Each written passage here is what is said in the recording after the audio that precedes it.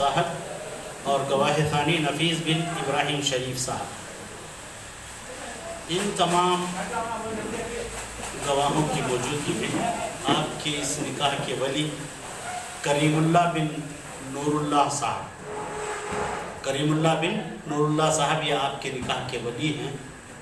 اس مختصر سی تفصیل کے ساتھ 21.5 گرام سونے کے مال مہر کے عوض آپ کا نکاح میں نے حذیفہ مسکان سے کر دیا۔ حذیفہ مسکان کو آپ کے نکاح میں دے دیا، کیا آپ نے قبول کیا؟ الحمدللہ میں نے قبول کیا۔ اس نکاح کے ولی کریم اللہ بن نور اللہ رحمہ اللہ اور نفیس بن ابراہیم شریف اور تاج الدین بن اللہ بخش صاحب 21.5 گرام سونے کے مال مہر کے عوض آپ کا نکاح میں نے حذیفہ مسکان سے کر دیا، کہ آپ نے قبول کیا؟ الحمدللہ میں نے قبول کیا۔ اب اس کے بعد کا مرحلہ ہوتا ہے آپ لوگوں کے سلسلے میں دلہا کو آپ مبارکبادی دیں گے۔ اللہ کے پیارے نبی جناب محمد رسول اللہ صلی اللہ علیہ وسلم چھوٹی دعا سکھائے ہیں، اس دعا کے اندر ڈھیر سارے معنی ہیں، ان کی زندگی کے لیے ایک بڑا تحفہ ہے، توشہ ہے، اور دلہن کی حق میں ایک بہت بڑا تحفہ اور توشہ ہے۔ وہی دعا دیتے ہوئے آپ لوگ اس مجلس کا حق ادا کریں۔ دعا یہ ہے: بارک اللہ لکما وعلیکما وجمع بینکما فی خیر، آمین۔ تو حاضرین، یہ دعا کیا چیز ہے؟ آپ لوگ جو اپنی زبان سے بولے ہیں، یہ دعا کیا چیز ہے؟ دنیا میں ہر آدمی یہ سوچتا ہے کہ برکت کے واسطے، ہمارے ماحول میں برکت کے واسطے ایک حضرت آ کر 4 آیتیں ہمارے گھر میں پڑھ لیے، ہماری دکان کے کیش پر بیٹھ کر پڑھ لیے، یا برکت کے واسطے کوئی مولوی صاحب آ کر چلے گئے، یہ تمام خیالات ہیں۔ لیکن برکت ایک الگ ہی چیز ہے۔ برکت کیا چیز ہے؟ برکت کے معنی کیا ہیں؟ دوام الخیر۔ برکت کے معنی کیا ہیں؟ دوام الخیر۔ ان کی زندگی میں بھلائی کا، یعنی بھلائی بہت دیر تک رہنا، دوام الخیر، بھلائی دیر تک رہنا۔ ان دونوں خاندانوں میں، ان دونوں خاندانوں میں، میاں اور بیوی میں، شوہر اور دلہن میں بھلائی دیر تک رہنے کو برکت کہتے ہیں۔ مثلا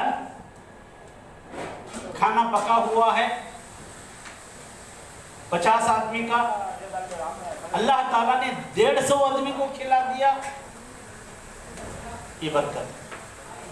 اس لیے کہ حبیب کبریا جناب محمد رسول اللہ صلی اللہ علیہ وسلم نے ارشاد فرمایا، ایک آدمی کا کھانا 2 کے لیے کافی ہو جاتا ہے، 2 کا 3 کو ہو جاتا ہے، یہ برکت ہے، دوام الخیر۔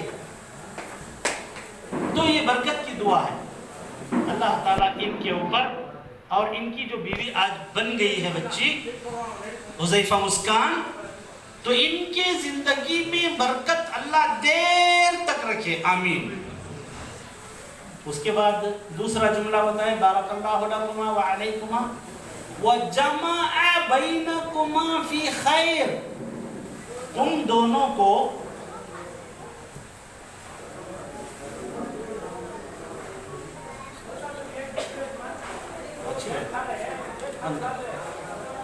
انشاءاللہ تو وجمع بینکما فی خیر، یعنی دونوں کو ہر بھلی بات میں जमा करके रखे। भली बात भी ये दोनों जम जाएं। दुनिया की भली बात क्या होती हो सकती है? वमन अहसन क़ौलन मिम्मन दआ इलल्लाहि व अमिल सालिहा। एक अल्लाह ताला की इबादत की तरफ बुलाना और नेक अमल करना दुनिया का बेहतर काम है। ये दोनों अगर नेकी में राजी हो गए, मैं नमाज पढ़ रही हूँ, तुम्हें भी नमाज पढ़ो, मैं नमाज पढ़ रहा हूँ, तुम्हें भी पढ़ो, राजी हो गए, नमाजी हो गए, मैंने दोनों नमाज अदा कर दिए। फिर उसके बाद दोनों रोज़ा रख लिए, दोनों सदका खैरात कर लिए, दोनों शौहर के रिश्तेदारों को बच्ची पूरे दिल से चाहने लगी और दुल्हा लड़का दुल्हन के पूरे रिश्तेदारों को चाहने लगा। ये सब भलाइयाँ हैं, ये सब भलाइयाँ हैं। जमा बैनकुमा फी खैर, सदका खैरात का मौका आया, दुल्हा बोलता है कि नहीं फलां को देने की ज़रूरत नहीं है, और अगर लड़की उसमें उसकी हाँ में हाँ मिला दी, क्यों? इसलिए कि शौहर की दूर अंदेशी, ये दूर तक सोच कर ये बोलता है अगर हाँ बोल दिया उसने तो जिंदगी देर तक चलती रहेगी इंशाअल्लाह। तो अल्लाह से दुआ है अल्लाह ताला जब तक दुनिया में जिंदा रखे। ये दो खानदान आज खुशी के साथ बैठे हैं, इनके जिस्म में जब तक जान बाकी है अल्लाह ताला इस खुशी को बाकी रखे और अल्लाह ताला बरकतों की बारिश नाजिल फरमाए। निकाह के बाद दुल्हा के लिए एक रोज़गार का इंतज़ाम होता है। कई हदीसों का निचोड़ में आप लोगों को बता रहा हूँ। अल्लाह ताला बेहतर, हलाल, पाकीज़ा, कुशादा रोज़गार अल्लाह ताला अता फरमाए। और जितने लोग शादियों के लिए ऐसे मौके पर परेशान हैं, बल्कि और मौके पर परेशान हैं, अल्लाह तमाम को शादी करना, निकाह करना आसान कर दे। और जितने लोग शादी कर दिए हैं, जिनकी शादियां हो गई हैं, दोनों में अल्लाह ताला जमा बैनकुमा फी खैर, हर जोड़े में हर नेकी पर दोनों को जमा रहने की तौफीक इनायत फरमाए।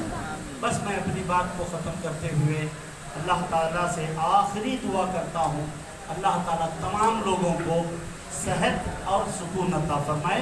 जो सारी दुनिया को ज़रूरत है, सेहत की ज़रूरत है, अल्लाह सेहत अता